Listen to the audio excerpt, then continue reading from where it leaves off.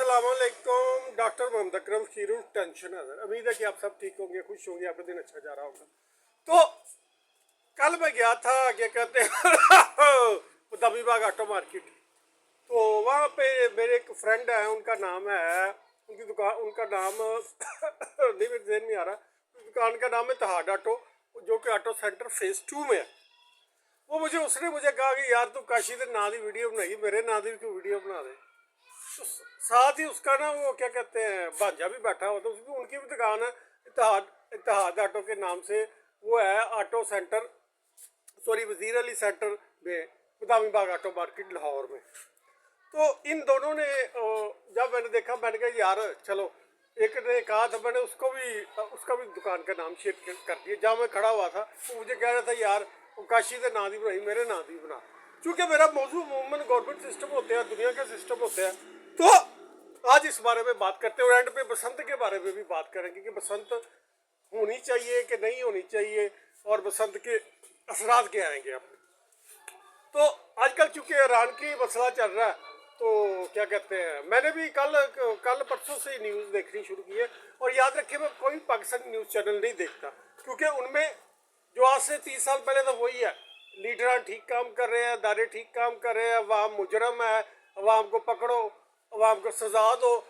क्योंकि जब आप पूरे 30 सालों की न्यूज़ का उठा के देखेंगे ना, तो आपको पता चलेगा उस 30 सालों की न्यूज़ में सब लीडरान ठीक है, अदारे भी ठीक है, अवाम ही मुजरम है।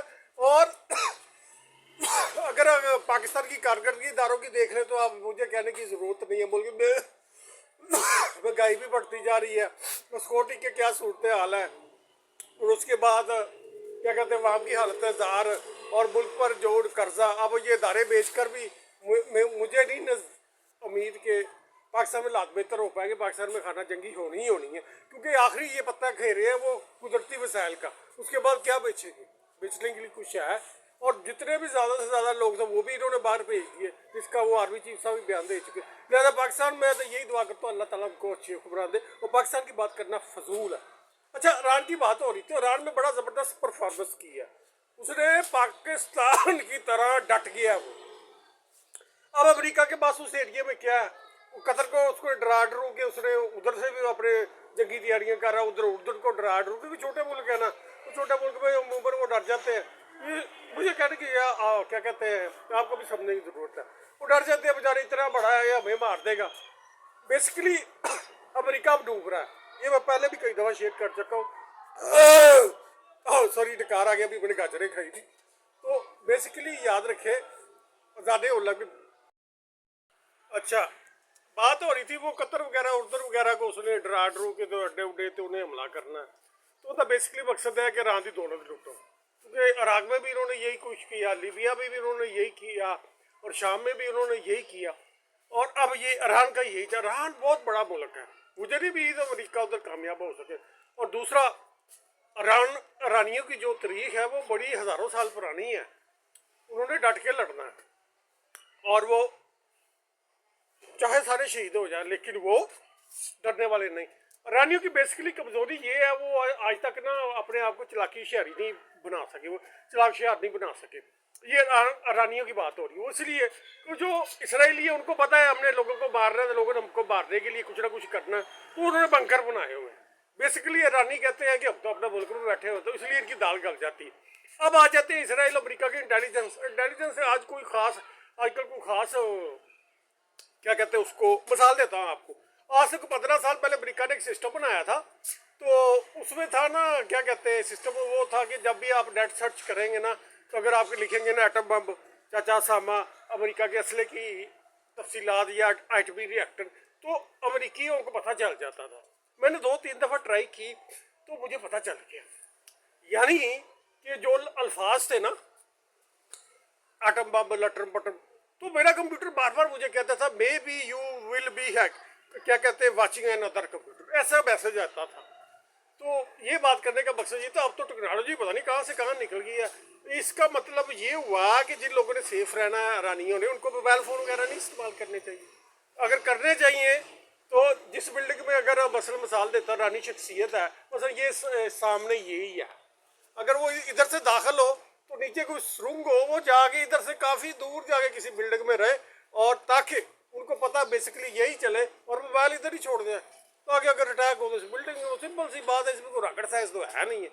अब वो उनकी इंटेलिजेंस ये होगी कि भाई यहाँ तक, अब आगे आ जाते हैं, उनको पता नहीं चल सकता है रानी लीडर का उनके साथ जो गद्दार होगा, ठीक है पता चल सकता है, लेकिन उस बिल्डिंग में भी उनको चाहिए कि भाई बेसमेंट में कहीं मजबूत बंकर में रहे ताकि वो सेफ रह सके। ये चीज़ें करनी पड़ती है क्योंकि दुश्मन का काम ही वो चोर है, लटेरे हैं। इसराइल क्या बदमाशों का ग्रोह है जिसके पीछे वो क्या कहते हैं इसराइली दिमाग चल रहे हैं यहूदियों के, ताकि दुनिया को लूट सके। इसराइल कुछ नहीं है, प्रॉक्टर एंड गैम्बल, लटर पटर, सब यही कुछ है, पेप्सी, लटर पटर, कोका। अब मौजूदा जंगी हालात में जब आप देखते हैं तो आपको पता चलता है, अमेरिका कहता है बैरी बीड़ा है क्या, वो पानी में है, उनकी तो जान। अब मेरे हिसाब से कल जो मैंने ट्रंप की वीडियो थी वो तो डरा हुआ है खुद, उनको पता है कि वियतनाम में इन्होंने शो कराया हमारा 45,000 बंदा मारा गया था, लेकिन मेरे नज़दीक 1 लाख से ऊपर इनका बंदा मारा गया था, क्योंकि अभी तक अब उनके जंगलों में जाए ने इनके जहाज़ों के ढांचे और क्या कहते हैं पता नहीं क्या क्या उधर जंगलों में इनका ही पड़ा हुआ है। तो नतीजा ये निकला, जो बंदा वियतनाम में शिकस्त खा गया, अफगानिस्तान में शिकस्त खा गया, अब क्या कहते हैं उधर शाम से भी भागेगा, इराक से भी जो बेस है उसने ख़त्म कर देना है। अगर ये जंग हुई उसके बाद मिडल ईस्ट से ये पूरे बेस ख़त्म कर देगा, क्योंकि बेसिकली यूएन उन्होंने बनाई थी दुनिया को दिखाने के लिए, ये फंडिंग करते थे जसूसी वगैरह कर कर आगे ब्लैकमेल करके ये दुनिया से ये दौलत को लूटना चाहते थे या दुनिया पर कंट्रोल रखना चाहते थे। अब ईरान के चूंकि वो एक उनकी एक तरीक है, वो कभी शिकस्त तस्लीम नहीं करते, शहीद हो जाते हैं, तो उन्होंने अपना पूरा सिस्टम तैयार कर लिया। मुझे नहीं उम्मीद कि उधर अमेरिका का कुछ खास, चलो कोई थोड़ी बहुत फजाई बमबारी कामयाब हो सकती है, लेकिन अगर उनके पायलटों ने ट्रेनिंग हासिल की हुई जहाज़ों की तो गेम इज़ ओवर, वो उनका मुकाबला करेंगे। क्योंकि बेसिकली ईरान का जो जज्बा है ना, वो चलाकी शारी नहीं है उनमें, वो बहादुरी की मसाले कायम करना चाहते हैं। लेकिन मैं हैरानी हुई है कि भाई चलाकी शारी तो ज़रूरी है, क्योंकि आपका दुश्मन चलाक, होशियार और मक्कार है। और रह की बात अमेरिका के बैरी बेड़े की, देखिए समंदर में कई किस्म के गैजेट बनाए जा सकते हैं। मसलन मैं मिसाल देता हूँ, अब वो कहते हैं जी वो बरूदी सरिंगे वो डिटेक्ट कर लेता है, अब टेक्नोलॉजी का दौर है।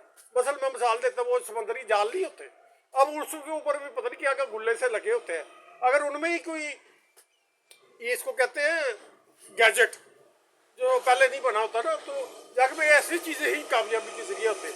मतलब आप जाल की तरह लंबा सा उसमें आप प्लास्टिक की बोतलों में वो भर दें लिक्विड बरूद, और क्या कहते हैं उसके साथ वो टच कर दें, उसके साथ एक सेंसर लगा दें, नहीं समझे बात, जब लोहे के करीब आए तो वो फट जाए, ये तो कोई टेंशन नहीं।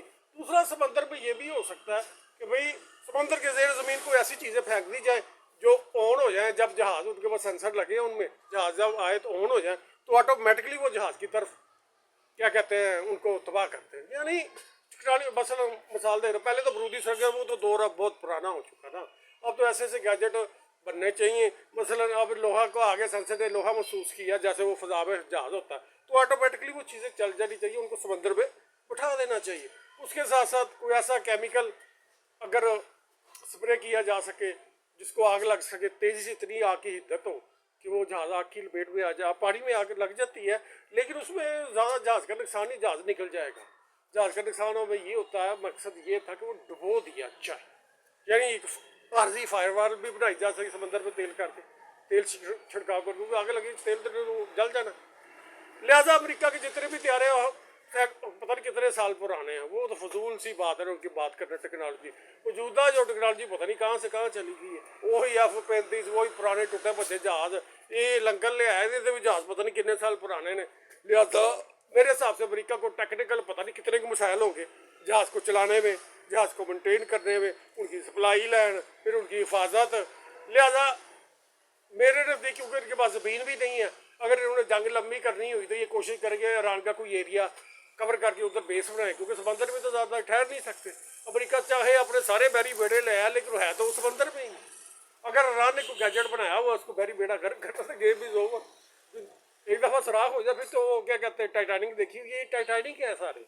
अब आ जाते हैं ईरान की स्ट्रेटजी। ईरान मेरे हिसाब से ठीक जा रहा है, सिर्फ उसमें थोड़ी चलाकी शहरी की कमी। अगर ईरानियों ने चलाकी शहरी दिखाई तो वो जंग इसीलिए जीत जाएंगे, क्योंकि अमरीकी बेसिकली उनका तेल और दौलत लूटने आ रहे हैं, जिनको उनको जमहूरियत वगैरह का नाम दिया हुआ। ओके जी, लो जी, ये मैंने वीडियो बनाई थी तहाद ऑटो वाले दुकानदारों के लिए एक वजीर अली ऑटो सेंटर में है, उसकी दुकान बदामी बाग ऑटो मार्केट लाहौर में, और दूसरी की क्या कहते हैं उधर ऑटो सेंटर फेज़ 2 में है उनकी दुकान। उन्होंने मुझे कहा था यार कि उसका नाम नहीं, मैं शाहिद नाम है उसका, तो शाहिद साहब ये लो आपके लिए भी मैंने वीडियो डाल दी है, और स्पेशल मैंने थोड़ा सा जंग को भी स्टडी किया। वेपन के लिहाज से मेरे हिसाब से इस टाइम जो चीज़ें मैं देख रहा हूँ ना, ईरानी अमेरिका से आगे जा रहे हैं। आप सोचे वो कि जो वीडियो में तफसीलात चल रही है, ईरान ने हर चीज़ का तोड़ कर लिया कि फतह शिकस्त तो अल्लाह के हाथ में।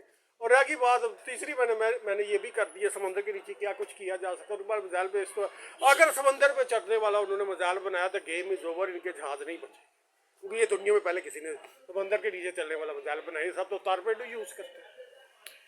तो यानी समंदर में जो भी है शख्स, चाहे उसके पास कितने भी जहाज हो, जदीद टेक्नोलॉजी जदीद नहीं, चाइना की टेक्नोलॉजी जदीद है उनसे, लेकिन बेसिकली ये समझते हम ही दुनिया के सब कुछ। F-35 कितने को उड़ा लेगा, कितने की तबाह करा लेगा, लटरम पटरम, वही जो रडार जाम करके हमला करेंगे तो ये हो जाएगा, टारगेट इंटेलिजेंस है उत्थे बैठा, तो वो जो इंटेलिजेंस को क्यों फेल करना है, बिल्डिंग बड़ा तो जाके पता नहीं कितनी दूर निकला थोड़े सड़क के टनल के ये करनी पड़ती है। और तीसरा, इंटेलिजेंस वाले को ये भी चाहिए जितने भी उनके लीडर फौजी अफसरान हैं उनको 10-10 फोटोकापियाँ बनाया करो, उन्होंने मुख्तलिफ चीज़ें तोड़या करो, यानी बाहर उन्होंने फराया करो, ये सब बात, ताकि इंटेलिजेंस मैल फंक्शन हो भी असली किहड़ा है ना जी कि उत्थे बैठा है, एक उधर जा रहा उधर जा रहा।